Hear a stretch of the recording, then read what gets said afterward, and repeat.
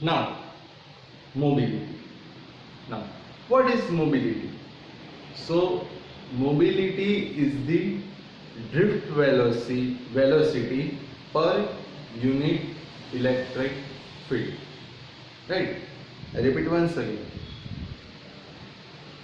Mobility is drift velocity per unit electric field.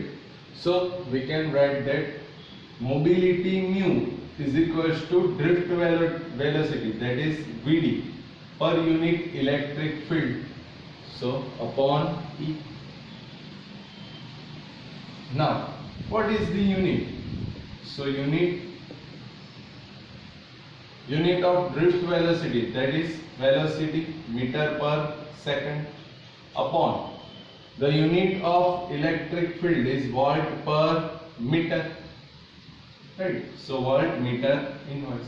So the unit of mobility mu is volt inverse meter square, because this plus 1 goes to numerator. So meter square second inverse, right?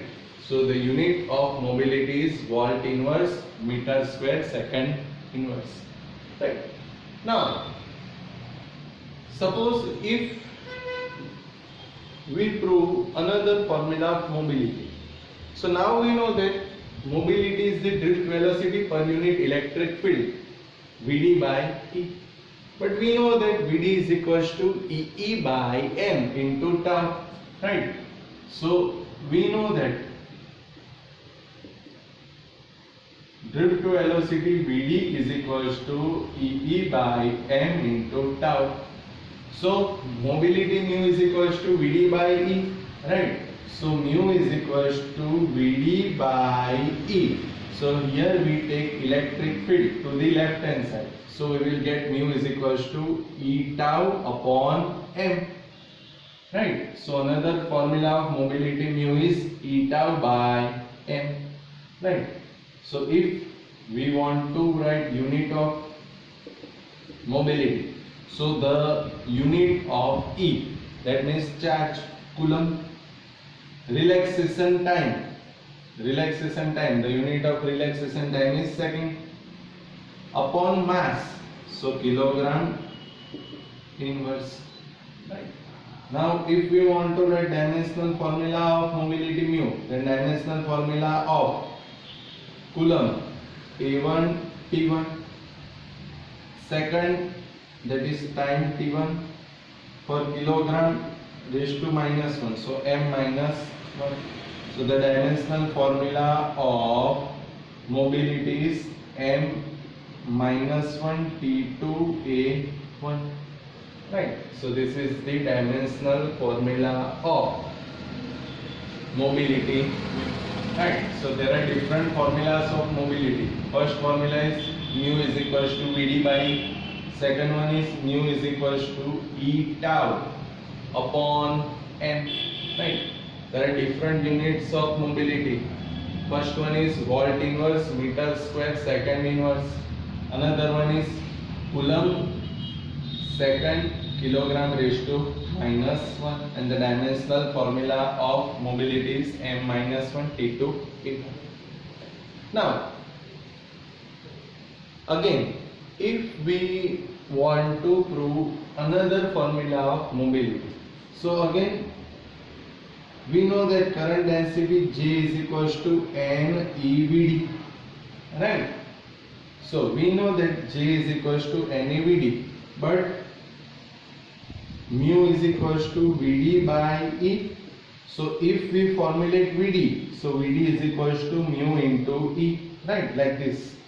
J is equals to N EVD, but we know that mu is equals to Vd by E. So Vd is equals to mu into E.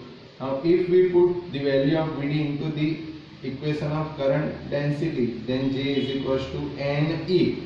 Vd is mu into E. So mu is equals to, again, mobility, J upon N E, right? So another formula is mu is equals to J by N E. Another one, we know that J is equals to I by A. So I upon A N E E. Right. So there are different formulas of mobility. First one is mu is equals to Vd by E. Second one, mu is equals to eta by m. Third one, mu is equals to J by N E E. And fourth one is I by A N E E. Right. So these are the different formulas of mobility mu. Right. So this is the question which will be asked in 2 marks. Explain mobility and derive the different formulas, or we can say different equations of mobility mu. Right. Now, next question is limitations of Ohm's law. The question will be like this: give the limitation of Ohm's law. Very important question, which is already asked in your board exams, right? So there are 3 limitations of Ohm's law. We know that the statement of Ohm's law, V proportional to I, right? So the first limitation is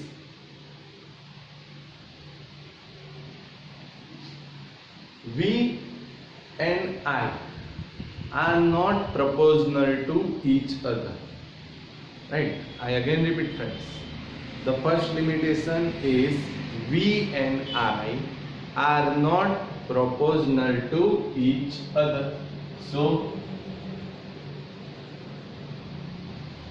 see, friends, this is I and this is V. If V proportional to I, then the graph will be like this. But if V and I are not proportional to each other, then what happens? The graph will be like this, like dotted line, like this, right? So the first limitation is V and I are not proportional to each other, right? So if V and I are not proportional to each other, then graph will be like this dotted line, right?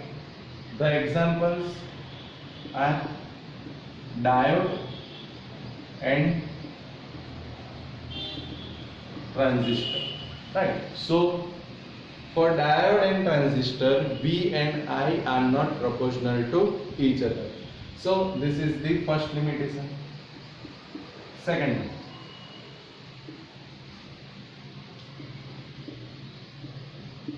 I and V.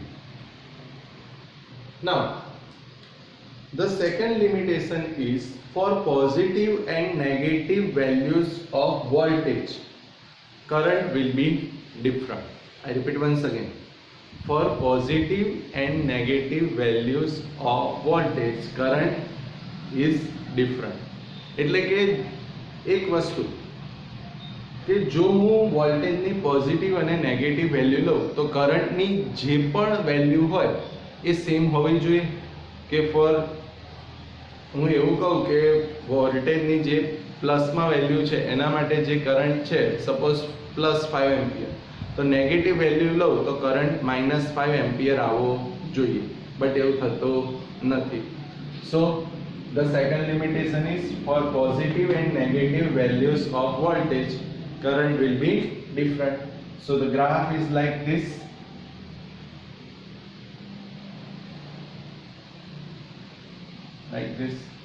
right? So for positive and negative values of voltage, current will be different. The example is PN junction diode, right? Friends, we will discuss about this diode in our chapter number 14, semiconductor, right? So the example of this is PN junction diode. So in PN junction diode, for positive and negative values of voltage, current will be different. So this is the limitation number 2. Now third limitation. For same values of current, voltage will be different, like this. So here, suppose if we take this part, now see, this is the current So here current is same, but see here friends, I and V. At this point voltage will be something like this, for this, right? So for same values of current, voltage will be different. So this is the third limitation, and the example of it is GaAs, say gallium arsenide, right? So in gallium arsenide, for same values of current, voltage will be different, right? So these are the limitations of the Ohm's law, right? You have to remember these limitations, right? And you have to draw the graph and you have to give the example compulsory, right? So these are the limitations of Ohm's law. The question will be like this: give the limitations of Ohm's law, which will be asked in 2 marks, right? Now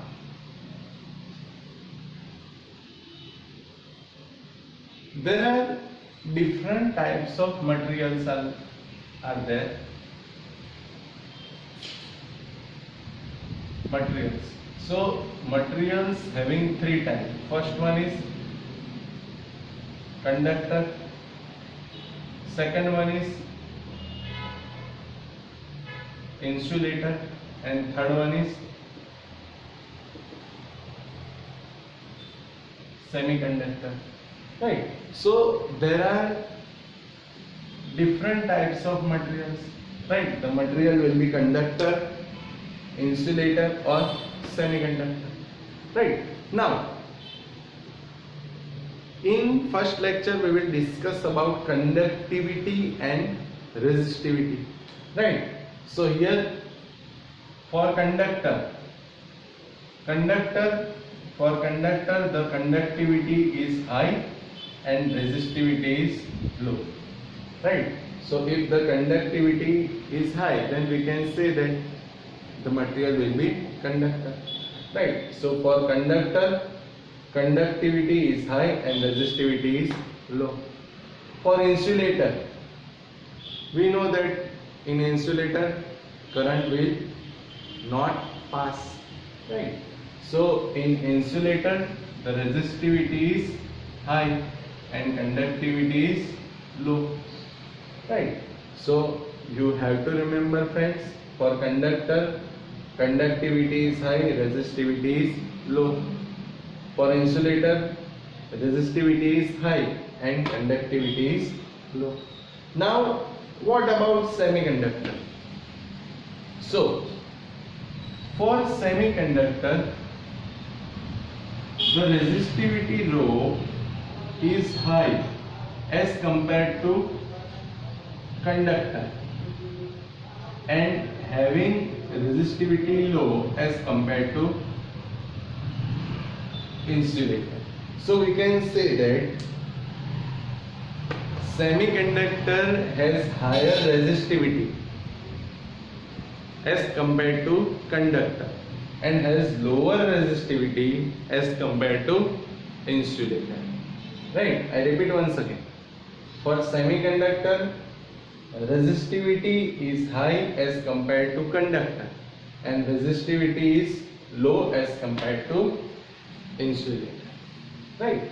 Now for conductor the value of resistivity is between 10 raised to minus 8 ohm into meter to 10 raised to minus 6 ohm into meter.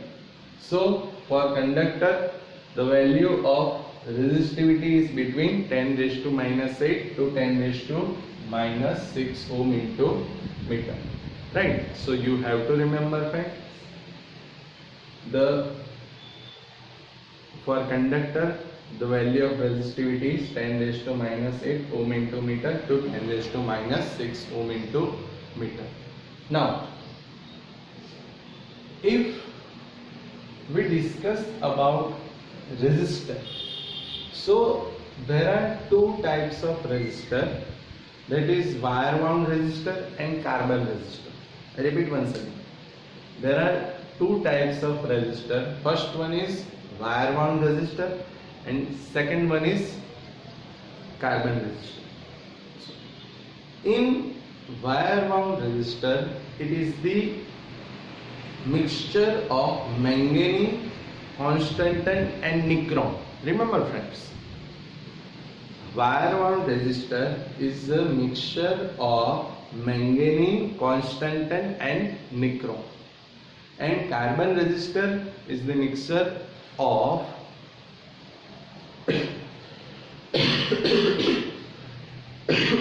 repeat once again friends, there are two types of resistor. First one is wire wound resistor and second one is carbon resistor. Wire wound resistor is the mixture of manganese, constantan and nichrome, and carbon resistor is the mixture of graphite and resin, right?